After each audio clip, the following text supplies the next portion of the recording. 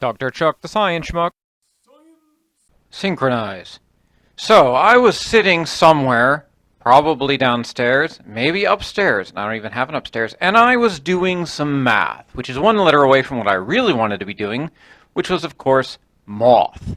But that comes later. I found a spoon.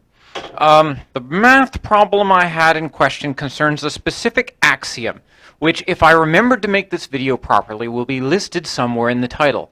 That being the idea that if you took monkeys, and very few good ideas start with, and then I took monkeys.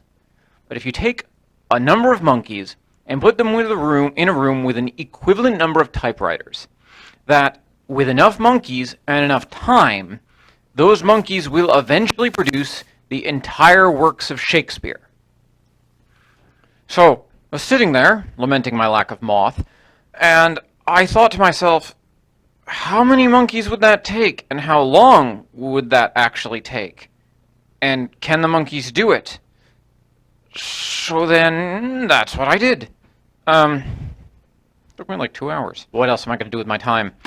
Probably productive things. This is plenty productive. I have to film this because if I don't film it, then I spend 2 hours calculating a correct number of monkeys and got nothing out of it, which is basically my life. But they're not my monkeys, they're not my problem, until they are. But essentially, so, a typewriter. I think that's how we'll start. So, a typewriter is an old-timey device that allows you to press buttons, which then slams keys through a ribbon impermeated with ink to type them out. For all of you who haven't seen one, back when I'm 43, so back when I was young, they were common. We didn't have computers back in the early 90s. We had typewriters. A typewriter has 44 keys. So, in this instance, we're going to have to model a monkey a little different from a normal monkey, because normally if you put monkeys in a room with typewriters, what the monkeys are going to do is fling poo everywhere. We're going to assume that a monkey is a machine. Essentially, it's a monkey-shaped machine which generates random keystrokes on a keyboard. You could probably model this in a computer, although I wouldn't, because it'd be a lot of work for something that you can just do in a thought experiment.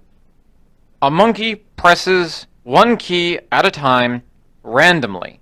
There's no bias for any keys. He doesn't have a favorite. The spacebar is bigger than other keys. He doesn't choose that more often than the others. All the keys, we're going to say he has an equal chance of choosing any given key on this keyboard. And we're going to give these monkeys the benefit of the doubt. They don't have to hit shift to do capitals. They don't have to get the capitals in order. And they don't have to do punctuation. Because you have to do shift to hit punctuation, and then you're calculating the monkey on 2 keys, and that was too complicated. If there's 44 keys on a keyboard, the chance of a monkey hitting what would essentially be considered the correct key at any given point to form any particular function is 1 over 44, right? So the monkey is going to look at those 44 keys, which is all the letter keys, the number keys, a few punctuation keys, spacebar, enter, shift, and he's going to hit one of those keys. There's a 1 in 44 chance that's the correct key for any given application, right? Okay, that's basic probability. It's the same as if I flip a coin. I don't have any coins because I'm poor, I think. It's the same idea that since a coin has 2 outcomes, if you flip it, the chance of it landing on heads is 1 out of 2. I tried this, not with the full works of Shakespeare. I started with Sonnet 18, and that didn't work, which will become apparent as you see me moving forward through this. So, we're going to start with a bit of a smaller piece. Shall I compare thee to a summer's day? The first line of Sonnet 18, which is one of Shakespeare's most famous sonnets. Sonnets are relatively short poems. Shakespeare wrote a ton of them, probably addressed, well, it was for an earl of some sort. I don't remember the exact story. For an earl, basically, he was working to write poems for this guy, but we all think that Shakespeare was writing poems for this guy, if you know what we mean. Shall I compare thee to a summer's day? That is the first line of one sonnet, of which Shakespeare wrote many, not like his plays, which are mostly novel length if you write them out, which, aside, reading Shakespeare is terrible. It's not meant to be read. Shakespeare didn't write books, he wrote plays. Shakespeare is meant to be watched as a play or acted. It makes me sound pretentious, but reading that stuff is boring because Shakespeare didn't write stage direction. Seeing it, though, is actually very impactful. So if you've ever read Shakespeare, well, why are you reading Shakespeare? His sonnets, though, are very good. I mean, considering they're 500 years old. But back to the monkeys, which is something I know a little bit more about. Shall I compare thee to a summer's day, including spaces and ignoring punctuation, because there's an apostrophe and a question mark in that line, we're taking those out, has 37 characters. So the probability of the monkey hitting the S in shall is 1 over 44. The probability of him then hitting the H in sequence is 1 over 44. So it's 1 over 44 times 1 over 44, or 1 over 44 squared. Probability that he'll get the first letter right, or the first two letters right. So with 37 letters, the probability that the monkey will generate a random sequence of random letters on a 44-key keyboard that shall spell out, shall I compare thee to a summer's day, is 1 over 44 to the 37th power, which is, according to some math that I pre-rendered, because I cannot do that in my head, it's 6.4 times 10 to the 60th. And this is where probability gets a little interesting, because what that doesn't mean is that if you let the monkey type out 37 letters, 6.4 times 10 to the 60th times, that doesn't mean that that specific number of times he will necessarily, or she, it could be a female monkey, it could be a non-binary monkey, although I don't know how often that happens. It will take that many times for the monkey to hit that specific sentence. It won't be the last or the first. It could be the last or the first. There is a 1 in 44 times 10 to the 37th possibility that the first time the monkey hits the keyboard, he's going to type out that sentence. So it doesn't actually give you a timeline, because it could be that he goes all of those 6.4 times 10 to the 60th iterations, and he still hasn't hit it. You could do it another 100 times and still not get it. So we're kind of going to have to fudge this to calculate how long and how many monkeys we need to say that the probability does not say it, but I'm going to say that somewhere within that time of typing 6.4 times 10 to the 60th iterations, in all probability, the monkey gets it right once. And that could be the first iteration, it could be the last iteration, it could be somewhere in the middle. It could be beyond that number. But I'm going to say, we're going to base this calculating on the maximum time being the time it takes for the monkey to do all of those iterations, and one of them will be right. So the question then becomes, if we make that assumption, and I know every statistician is screaming at me, or more likely probabilists are screaming at me, saying that is not what probability is, but that's what we're going to go with, that the monkey has to type that many sequences to get it right once, on average. It's probably going to be somewhere in the middle of that. Like it'll take like 3.4 times 10 to the 60th, which is half of 3.2 times 10 to the 60th. We'll say it takes, it might happen by then, but we're going to say it takes 6.4 times 10 to the 60th tries for one monkey to generate the first line of Sonnet 18 by random chance typing on a 44-key keyboard. How fast does a monkey type? I don't know, because monkeys aren't good at typing. If they were, we wouldn't have typists. We don't have typists anymore, but not because they were replaced with monkeys. I'm going to say a monkey, these are pretty vigorous monkeys, he's mashing 5 keys a second. That's roughly 1 word every second. 60 words a minute is about how fast a human can type, moving pretty quickly. But this monkey's just mashing. And this is all he does. He doesn't eat, he doesn't sleep, he doesn't stop. He just goes on and on relentlessly for all eternity, which is a terrifying concept. Whatever monkey this is just this horrifying sort of just abomination of typing that all he wants to do is hit random keys, 5 keys a second. So we know that the monkey types that fast, which means from that, and knowing how many seconds are in a minute, it's 60 times another 60 is the number of seconds in an hour, times 24 times 365.25, produces how many keystrokes the monkey can make in a year, which allows us to calculate monkey years, which is like a man hour, but it's basically how many keystrokes a monkey can type in a year. One monkey can type in 1 year. Then we can multiply that by our number of monkeys and figure out the total number of years. So this takes so dividing by 5 and dividing by the number of seconds in a year, it takes 4.07 times 10 to the 52 monkey years, meaning that one monkey would take, assuming that the monkey takes, this average of however long I said before, I went through it, I'm not going through it again. It would take that monkey 4.07 times 10 to the 52 years to type randomly, "Shall I compare thee to a summer's day?" And you may say, well, that seems like an awful lot. Like computer encryptions break passwords really fast doing that, don't they? You can just brute force a password. Because a computer encryption or computer depasswording whatever, I don't do computers because I was born in like the 1970s, it doesn't work that way because that has the ability to throw out wrong answers. So the computer generates a sequence, tries it, doesn't work, it doesn't try that again. This monkey doesn't know what Shakespeare is. He's a monkey. He types randomly, so he can type the same random thing twice, or 3 times, or 100 times. He doesn't throw out any particular possibility, so the pool of possible options never gets smaller. It's always that same number of letters. It never shrinks, because the monkey won't know when he's done it correctly, which means somebody has to be watching the monkey's output to make sure he's writing properly, but that's a whole different issue. So how many monkeys do we need? Well, let's start with 1 billion monkeys. 1 billion monkeys is a lot of monkeys. I haven't counted the number of monkeys in the world. I haven't done a monkey census. But I believe that there are not 1 billion monkeys in the world. Getting a little thirsty talking about these monkeys. I don't know if there's 1 billion monkeys in the world, but 1 billion monkeys seems like a good place to start. That's a lot of monkeys. That's a pretty big room. There's a lot of poo being thrown, except these monkeys don't throw poo. They don't even make poo. They just type. There's also a lot of typewriters. It's a very big, expensive typewriters. So we have 1 billion monkeys in a room typing away at those typewriters. So that means that we can divide our monkey years for one monkey by 1 billion.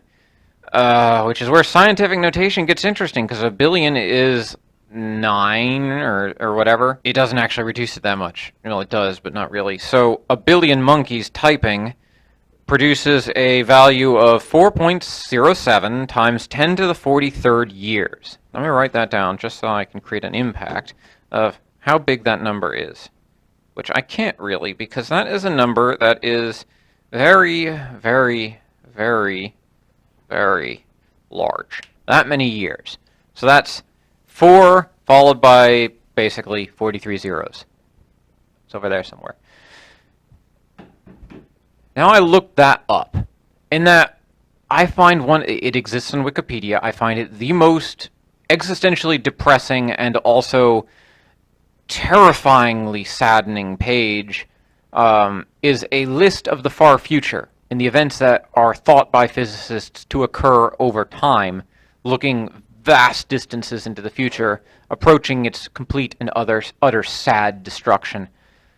So about that period of 4 times 10 to the 43rd years is the longest predicted time based on proton decay that any non-black hole matter will still exist in the universe. So that's everything you see right now.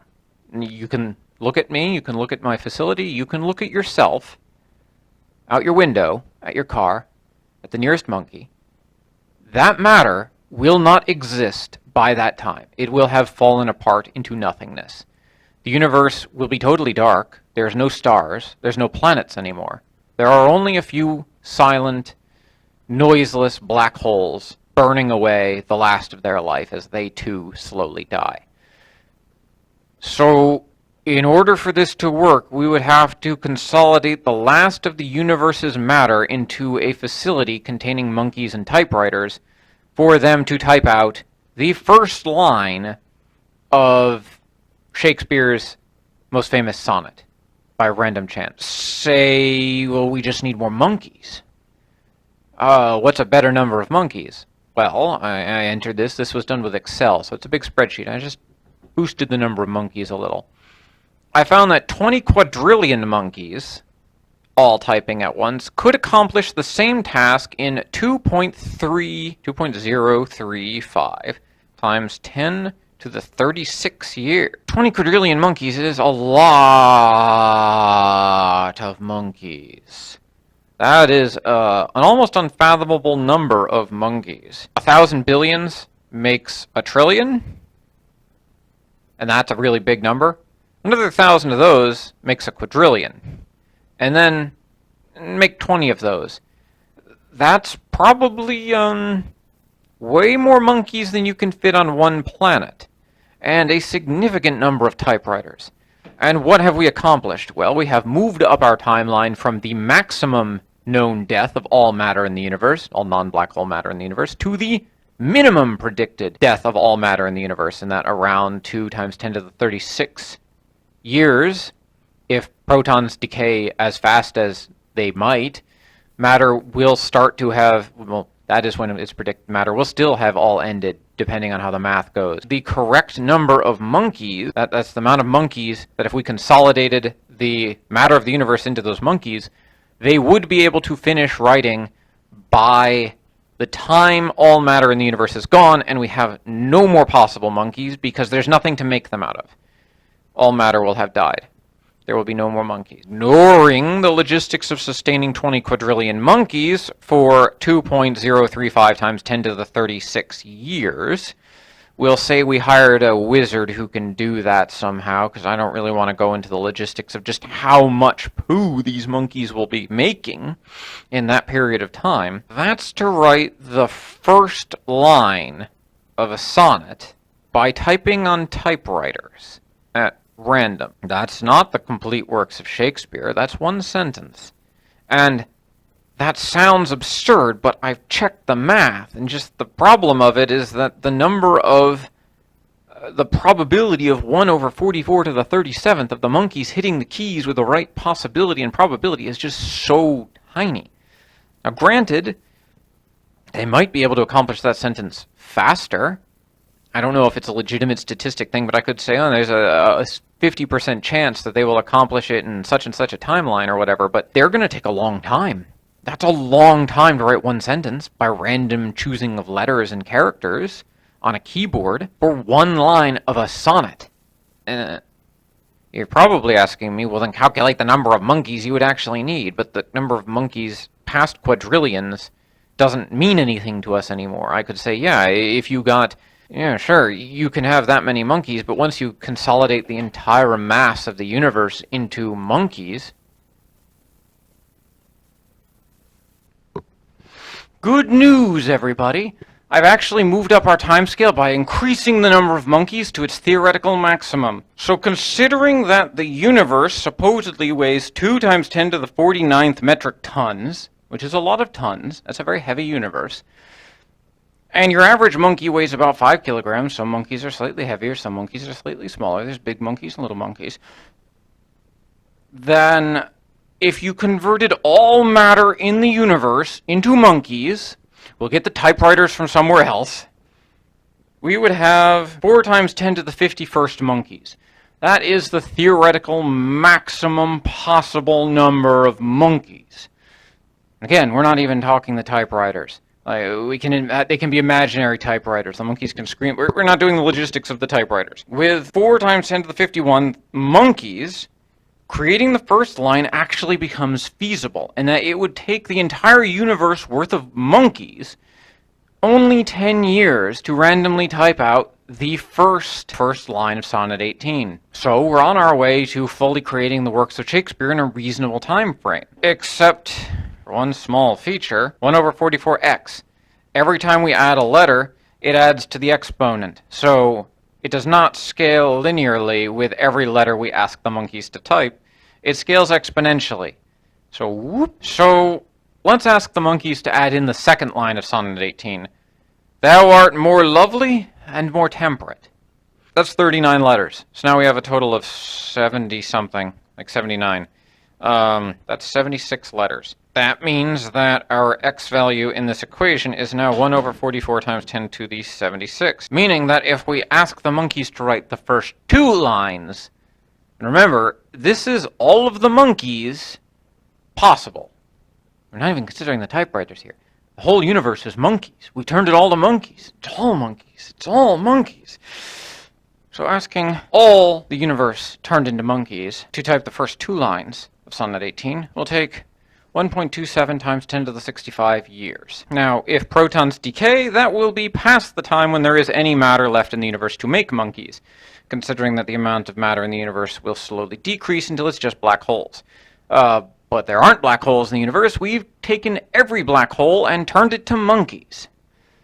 So the universe will just be monkeys, except they'll have decayed to nothingness by a number of years so big, I don't know the word for it, by the time that happens. According to the giant list of depressing occurrences in the universe, if you assume that protons do not decay ever, matter will still exist, and it will all have assumed a spherical shape because it is floating dead and cold in the entirety of the universe, and the universe kind of becomes liquid.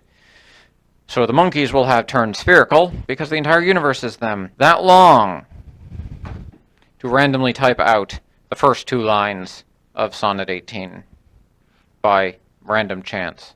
And again, it does not necessarily mean that it will take that long guaranteed. It could take half that time, which would only be like 10 to the, it would be like 5 times 10 to the 64 years. I mean, it could take a tenth that time. It would be 1.2 times 10 to the 64th years. Can enough monkeys, given enough typewriters and enough time, write the full works of Shakespeare? Well, this number probably buys you about 2 lines of Shakespeare's sonnets. So the amount of monkeys required would probably be many times greater than the size of the known universe, and the amount of time required to write 1 sonnet would probably be greater than the length of time the universe will ever exist. So, yes, I mean, in an abstract sense, you could get enough monkeys in a room to do something, but we're talking on timescales that just can't exist in a physical sense. So I would argue then that even if these are perfect Terminator-esque typing monkeys, no, you could not make a room big enough to house all these monkeys for long enough for them to type out really anything more than like 2 lines of Shakespeare by randomly hitting keys in any reasonable amount of time. So the axiom doesn't actually turn out very effective. So in conclusion, I did a lot of math, not moth, and found out exactly how many monkeys I need to gather to write Shakespeare. And the answer is you can't write Shakespeare with monkeys randomly typing on the keyboard because probability is weird and makes really big numbers really fast. And I don't fully understand what I'm talking about. If you want more information on this, find a mathematician, or even better, a math magician. But I need to go probably figure out where to get some moths. And I don't know. I feel very accomplished for having figured this out. So that's all I've got. And